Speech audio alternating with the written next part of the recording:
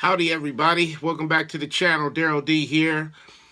I want to show you guys something that I have not run across a lot. If you've paid any attention to any of my bootleg videos, then you know that I'm a big fan of bootlegs, and I have a decent number of bootleg albums on vinyl from various artists, mostly Prince. I do have a few rock things that I've acquired, and I have a decent amount of rap bootlegs on vinyl. This could be concerts, it could be unreleased songs and music, stuff like that, even interviews or stuff like that. But one thing I don't have a lot of are bootleg cassettes. I don't have a lot of those, but I do have a few that I think are super cool, and I want to show you some of those today. So I grabbed 10 of them. I have a few more than that, but I grabbed 10 of my favorite bootleg cassettes in my collection. So let me share those with you. The first one I want to share you is very well-known artist, common bootleg that a lot of us know about, Tupac, aka Machiavelli. And this is actually the Machiavelli Volume 10. Now, there's been quite a few of these Machiavelli tapes released, and I have maybe a handful or so of these Machiavelli tapes. And there's a, when they say that he recorded a lot of music, he recorded a lot of music. And I know of at least maybe 20 maybe of these Machiavelli tapes, and I think I only own like maybe, I don't know, 5 or 6 different volumes. That's all I've been able to find over the years. And what I like about this particular bootleg is it actually had print on the actual tape, because a lot of times they're just on regular tapes or a blank tape with nothing on it, or they'll have a tape with a label, a cassette label on it, and you're gonna see all of those with these tapes I'm gonna show you. But yeah, these Machiavelli tapes, they're still floating around. They're not super common, but you can still find them out there. Anybody got any bootleg Machiavelli? Next one I want to show you. Now, this one I found at a local record store here in town called Eastside Records, and Mike, the guy who owns the place, he would get some of the most interesting items in that store. I don't know if people brought them in because it's a new and used record store, but it's mostly used. So I don't know if people would bring the stuff in or he would order it from some distributor or something. But he had this, this is Jay-Z and MF Doom, and it's simply entitled Fade to Doom. And what this is this is Jay-Z acapellas over MF Doom tracks from various releases that he's done. And this one just came on a regular TDK tape, and it also came on CD. Believe it or not, I haven't listened to this very much. I'm not the biggest Jay-Z fan in the world, but I do like collabs like this that people kind of put together. They throw together and put that out to the public. This was cool. I know a lot of people haven't seen this one at all. It's a few floating around. I've been able to acquire, maybe a handful of these over the years, and I've sold a couple of them too. But yeah, when's the last time you've seen this? Probably never. And it's by a guy named Scott LaRockwell. Remixed by Scott LaRockwell, whoever that is. Sounds like an alias to me, but who's to say? Next one I want to show up is a really nice one. This one is Phife Dawg and Jerobi from A Tribe Called Quest performing together. And look at that picture. They both look super duper young. This was probably from, it looks like it's from the early or maybe mid 90s or something. And I don't know where this performance took place, but yeah, how cool is that? Phife Dawg and Jerobi. And check out the label that they did on this one. It's like artwork from the first album. It kind of looks like that to me anyway. So that's pretty cool. That's a pretty cool tape to have. It's been a while since I listened to this one as well. I just have so many cassettes. If I turn this camera around, you'd probably flip out. But very, very cool video. Phife Dawg and Jerobi, I'm sorry, from A Tribe Called Quest. I'm not sure what city this was recorded in. I don't know anything about this tape. It doesn't give any information. And there's no information on the J card as well. Now, this next couple of tapes I want to show you, these are pretty cool. I found these on eBay. Man, it must have been 15 years ago, maybe 20 years ago. There's a, I guess these are called Classic Cuts. Classic Cuts live on stage. And this was a bunch of performances by people who, I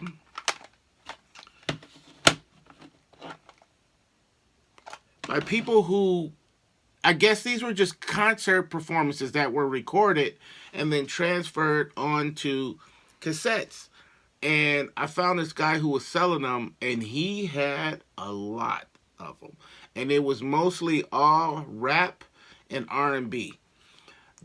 Most of the rap stuff was from the mid 90s, mid to late 90s, I guess. But what was way more impressive was the R&B stuff that he had. And the R&B was like from the 70s all the way up until like the late 90s, I think, maybe early 2000s. So I could have showed you, I have a lot of them too. I could have showed you any of them, but there was two that I really want to show you that's really, really cool. One is Gil Scott-Heron. And what does that say? Bremen, Germany. That was recorded in 1983. April 16th, 1983. Gil Scott-Heron. Gil Scott-Heron live. Any kind of Gil Scott-Heron live you can get your hands on is worth grabbing. I got to see Gil Scott perform live twice right here in Phoenix. And let me tell you, I've been to a lot of concerts in my life over the years. And Gil Scott, that first time I saw him live, it was soon after he got released from jail or prison or whatever was going on there. And I would put that performance probably in the top 3 of all time. It would probably be Gil, James Brown, and more than likely Run DMC would probably be my top 3 if I had to pick 3. And not in any particular order, just this was so magical. And I got to meet Gil afterwards, and he signed a record for me. That was pretty cool.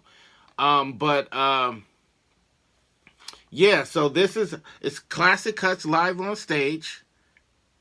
And then the next one I want to show you from that same group is Fela Kuti. This was at the Fox Theater in Detroit, Michigan, November 7th, 1986. And all of these covers got like the same kind of look. They all have like this info down here and then like a box picture up here. So this one actually has volume 1 and volume 2. And I have some other ones that have more than one volume. I think I have a couple of prints that have a volume 1, a volume 2. I believe I have a Rick James and maybe a Stevie Wonder. But yeah, these are great, man. If you love live concerts like I do, you will love these records. And who doesn't love Fela? You know what I mean? Love Fela Kuti. I love what his sons are doing as well. Okay, next up. This next one, I don't remember where I found this one, but it's pretty cool. I never got to see Biggie when he was alive do a performance. But I do have this concert of Biggie performing. I don't know what year this took place. I don't know where it took place. I'm not exactly sure. It seems to be maybe an abbreviated concert. I'm not sure because it doesn't, if I remember correctly, it's been a while since I listened to it, but it doesn't have like a, it's just like maybe 45 minutes long. I mean, that is long enough for a performance, but I'm not sure if that was just the entire show or just part of the show. But I was happy to get my hands on that. And that's another one. It's just a blank cover or whatever. I've seen a few of these around, but I was glad to get my hands on one. This next one, I had to have found this in some record store somewhere. Another just blank white cassette. This is Mixmaster Mike, former Beastie Boys DJ, Scratch Pickles member. This is live in Kansas City.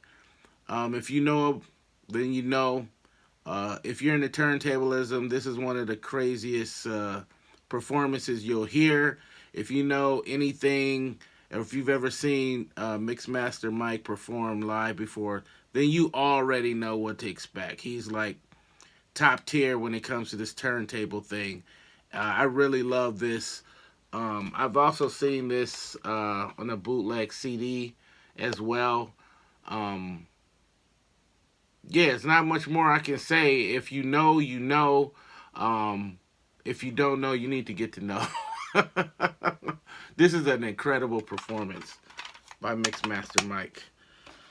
Okay, I saved the last three for last because these are my favorite ones and my most prized bootleg cassettes in my collection.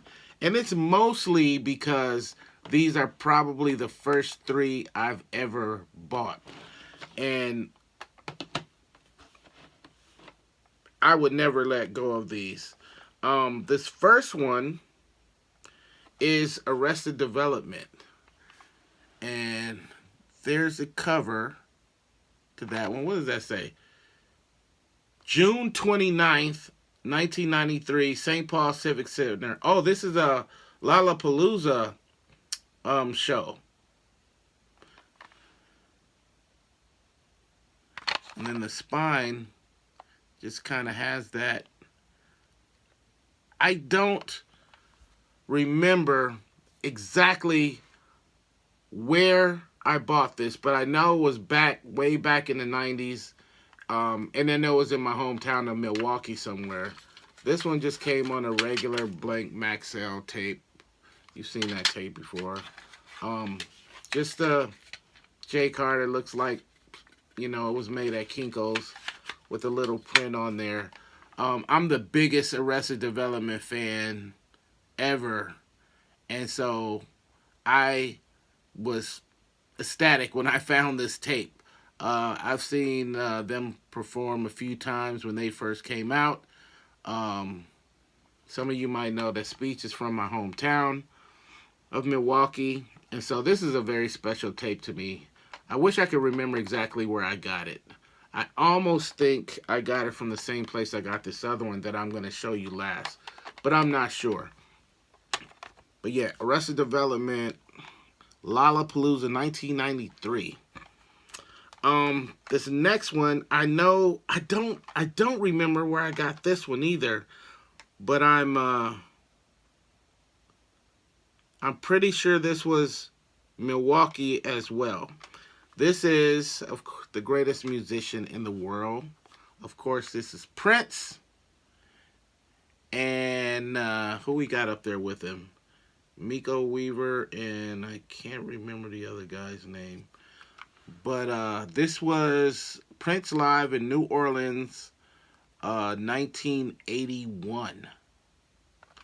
And there's the spine, which kind of looks like the, what was that, the Love Sexy album.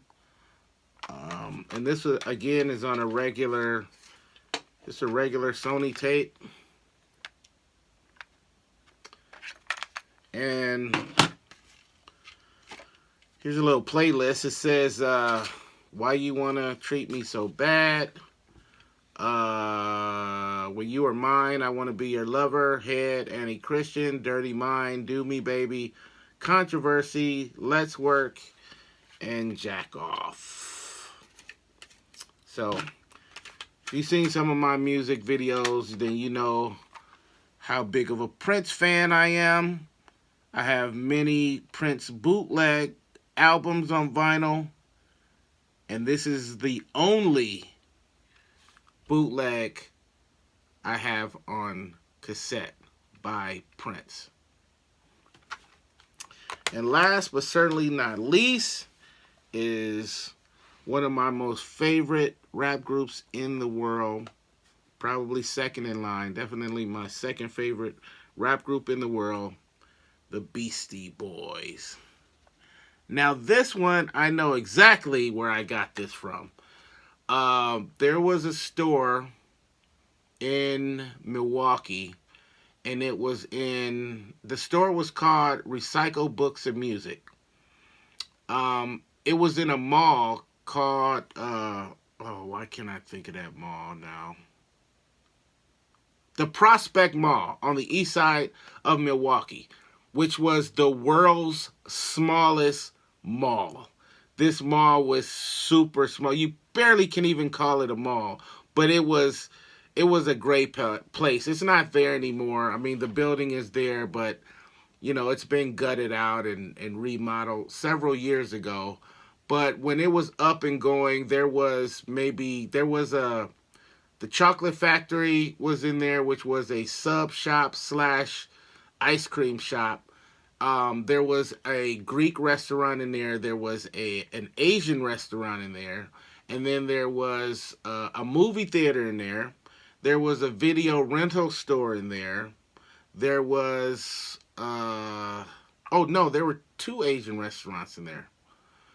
And then there was this one spot that kind of changed businesses over the years.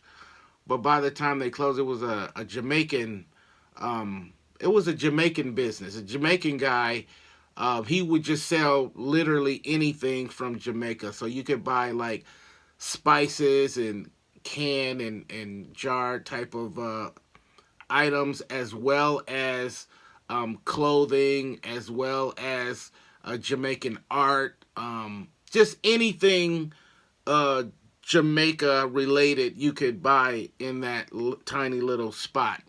And then, of course, you had Recycle Books and Records. And the guy who used to own that was a guy called Mike. I think he's still around, but I think they're across town somewhere. But this store, right there on the counter, there was like a container of cassettes. I think it held maybe 30 or 40 cassettes. And there was also like a little book, a pamphlet that was right there, that told you, that had a listing of all of, excuse me, the different cassettes, bootleg cassettes that they had. Now, apparently, according to Mike, there was a guy who used to sneak into all of these concerts, and he would record them. And Mike even told me that this guy had like a recording device, a small, it would look maybe the size of a Walkman, and it had a microphone, and the guy would run the microphone line up, and it would be in his hat somewhere, poking out or whatever. And the funny thing is, Mike was telling me that the device that was used was actually made by Sony, and it was called the Bootlegger or something like that. So that was interesting to hear that Sony actually made an actual device design to sneak into concerts and to record live concerts. That's the story I was told by Mike. And Mike, by the way, is one of the nicest guys in the world. I mean, that's a whole nother story, but sweet, sweet guy. But this guy, he would record these tapes or these performances. He would put them on cassette tape, and then he would bring them down to Mike's store. So Mike only had like a small container on the counter just to let people know that it was there.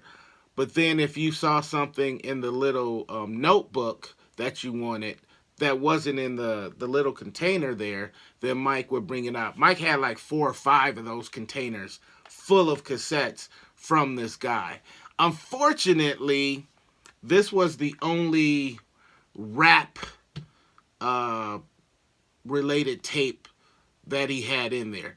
Like I said earlier, I'm not sure if this Arrested Development came out of there, but I kind of think it did eventually, only because they're both, almost dropped it, they're both on the same type of cassette tape. And I know I bought both of these in Milwaukee, so I'm thinking both of these came out of there. But I would regularly ask Mike, hey, did this guy do any other rap stuff? And Mike was, no, he didn't. I don't have anything new. And he would occasionally give me the little notebook and let me flip through it and see if anything was added, because the guy would just bring stuff in and add it. Another thing about this tape is this was actually the actual blank J card that came in there, and that was on the end of that J card. Can you read that? So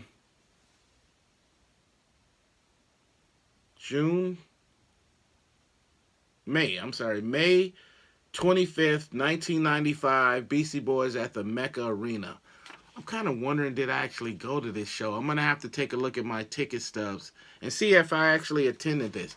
But I didn't really like this J card because it was just blank. So I went and I just made my own J card. I did the same, the same end cap there. But I think, if I remember correctly, I think I had like a picture or something. I just took it to Kinko's and made a copy and just cut it out or whatever, and made my own cover, I guess you could say. But yeah, this was the first $13. This was the first bootleg cassette that I've ever bought, and that came from Recycle Books and Records, which was in the Prospect Mall of Milwaukee, Wisconsin, back in the mid-90s. I think that's pretty cool.